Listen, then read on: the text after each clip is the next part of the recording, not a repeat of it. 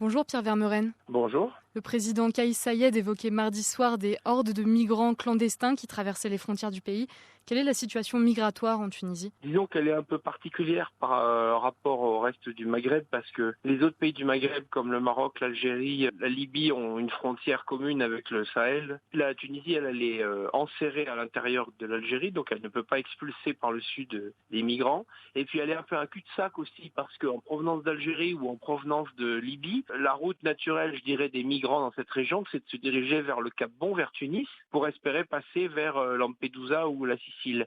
Donc c'est une forme de terminus sans possibilité d'expulsion. Cela étant dit, alors les chiffres sont invérifiables, mais apparemment il n'y a pas beaucoup de migrants subsahariens en Tunisie, puisqu'une association en dénombre 22 000, parce que la plupart passent donc vers l'Italie. Alors c'est vrai qu'en plus l'Italie exerce depuis peu une pression pour éviter les départs. Donc on voit que clairement c'est pas vraiment le problème en fait, c'est relativement mineur, ça ne veut pas dire que c'est inexistant.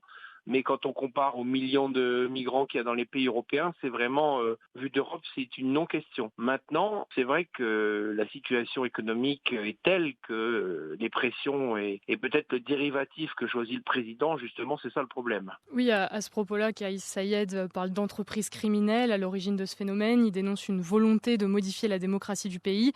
Il tient des propos très durs, mais qui rentrent finalement dans cette dialectique du complot qu'on a aussi beaucoup entendu au moment des arrestations le week-end dernier. Absolument. Vous savez, c'est un pouvoir qui est aujourd'hui très faible. Le seul soutien dont il peut se prévaloir, c'est celui des sondages et de l'élection de 2019, mais ça commence à faire loin. Les élections auxquelles il a appelé pour les législatives n'ont rien donné, puisque très très peu de Tunisiens ont voté, donc manifestant un très grand désintérêt.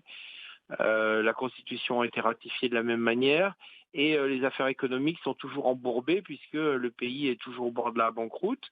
Aucune solution n'est encore définitive avec le FMI ni avec personne puisque le FMI conditionne le reste et les pénuries et l'inflation sont très importantes. Et ne parlons pas de la sécheresse. Dans ces conditions, une fuite en avant en dénonciation de l'étranger, des immigrés, des complots, et j'en passe, et bien sûr la solution entre guillemets la plus simple, et c'est un peu là-dedans que manifestement on s'oriente si on écoute ces derniers discours et si on voit les dernières actions qui ont été mises en avant à la télévision avec des arrestations, des emprisonnements, des rafles, etc. C'est pas à très grande échelle, mais enfin c'est symptomatique d'un pouvoir qui se cherche et qui n'est pas très à l'aise dans la situation présente. Et puis il y a beaucoup de subsahariens qui traversent les frontières, mais beaucoup de Tunisiens aussi. D'après la garde nationale, entre le 1er janvier et le 16 février 2023, les gardes-côtes ont secouru plus de 5000 migrants, dont 560 Tunisiens. Surtout si on entend ce que disent les Italiens sur les passages qui se sont dirigés de la Tunisie vers l'Italie l'année dernière. Il y avait 18 000 Tunisiens pour quelques milliers de subsahariens. Donc la pression est telle dans la jeunesse tunisienne du sud de l'intérieur qu'effectivement il y a une pression migratoire très forte qui s'exprime que de manière, je dirais, mineure par ces barques et par ces passages, mais ce sont surtout effectivement des Tunisiens qui partent. Et donc le président Saied s'expose en retour à une forme de surenchère, à des discours très durs de la part de certains pays européens et des pays africains, puisque justement tout le monde voit bien que en dépit des discours et de cette xénophobie affichée, eh bien ce sont d'abord des Tunisiens qui partent s'installer en Europe. Donc il y a un petit peu un problème d'appréciation du réel. Kais Saied a donc appelé les autorités à agir à tous les niveaux diplomatiques, sécuritaires et militaires. Qu'est-ce que ça signifie ? Comment est-ce que ça pourrait se traduire concrètement ? C'est difficile à dire. Encore une fois, les migrants dans Tunis sont très visibles parce qu'ils exercent des fonctions notamment le balayage de certaines rues, ils travaillent pour les institutions, il y a des domestiques, il y a des étudiants, il y a des petits bidonvilles, il y a des petits quartiers dans lesquels ils sont. C'est très visible au niveau de Tunis, parce que dans le reste du pays, il y a très très peu d'immigration, vu que les possibilités de s'expatrier, comme les possibilités de gagner sa vie et d'étudier, sont essentiellement à Tunis. Voilà.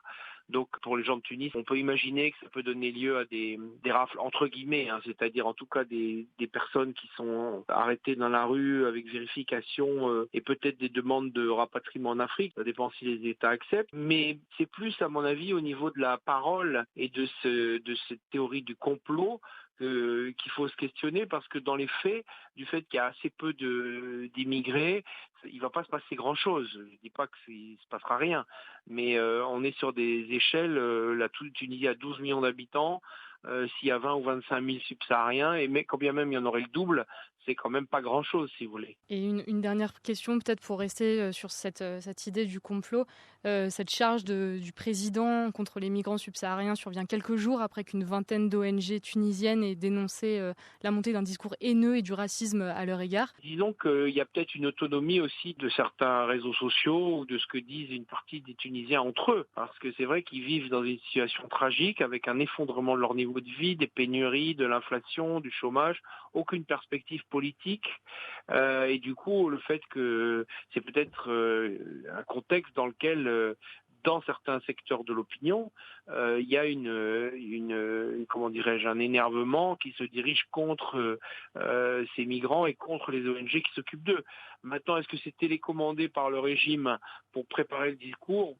C'est quand même peut-être aller un peu loin en besogne, mais l'un n'empêche pas l'autre. Et c'est vrai que peut-être que tout simplement le président s'est saisi de cette affaire pour essayer de trouver un échappatoire verbal, sachant que la Tunisie peut difficilement se retourner contre ses voisins, ni contre l'Italie, ni contre l'Algérie, ni contre la Libye. Et donc, qu'est-ce qu'il lui reste ? Il lui reste les quelques migrants qui sont sur son sol. C'est triste, mais voilà, c'est pour l'instant une stratégie qu'a choisi le président dans un contexte, encore une fois, très difficile. Merci beaucoup Pierre Vermeuren. Je vous en prie, merci à vous.